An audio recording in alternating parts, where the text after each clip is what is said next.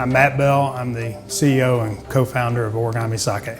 I've always been a serial entrepreneur, and in 2016 I met Ben Bell.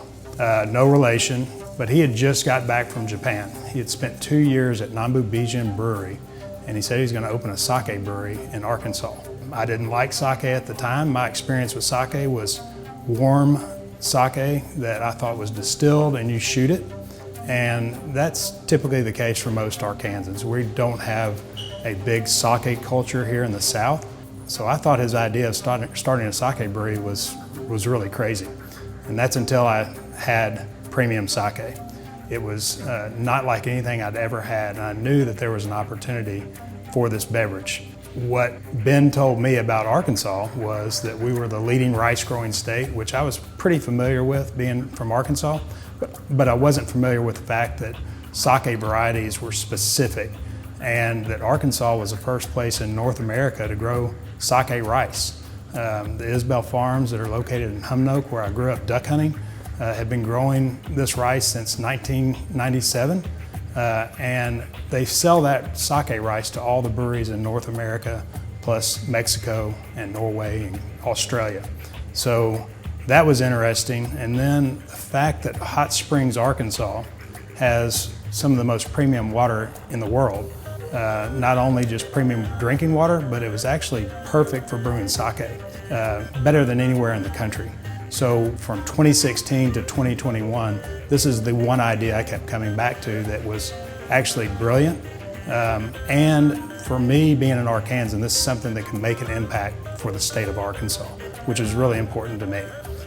Our idea was to build a scalable brewery and hire the best talent we could get with the story behind it, which is Arkansas rice and Hot Springs water. So from 2016 to 2021, when I sold my previous business, I kept going back to this idea of making Arkansas the Napa Valley of sake. One of the keys to a successful brand is coming up with a good brand name. When we came up with the name Origami, it was like a light bulb moment. It's a nod to Japanese tradition. It's also something all Americans are familiar with. We grew up folding paper and learning the Japanese art form of origami. It's true with sake as well.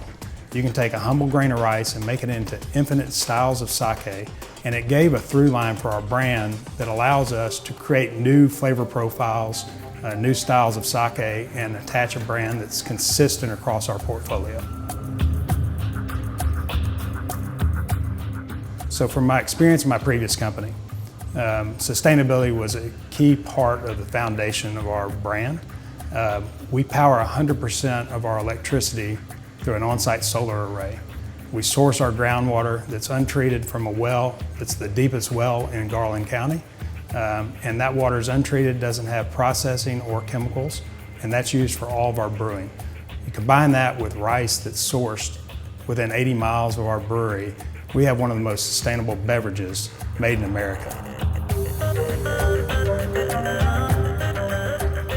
So from the onset with Origami Sake, we set out to be a national and international brand. Being a native Arkansan, I wanted to build something for our state that we can all be proud of. We built our facility to scale, really to capitalize on the fact that sake is a growing category, but it's also underappreciated in America. We think there's a huge opportunity for premium craft sake to be appreciated by wine drinkers. When you look at famous regions throughout the country like Kentucky that has bourbon, Tennessee whiskey, and California wines, there's no reason why Arkansas can't be that for sake. Not only do we have amazing resources in rice and water, one of our biggest assets is our people and our human resources. We've been fortunate to have one of the best teams outside of Japan to make the incredible craft that we're making with Origami Sake.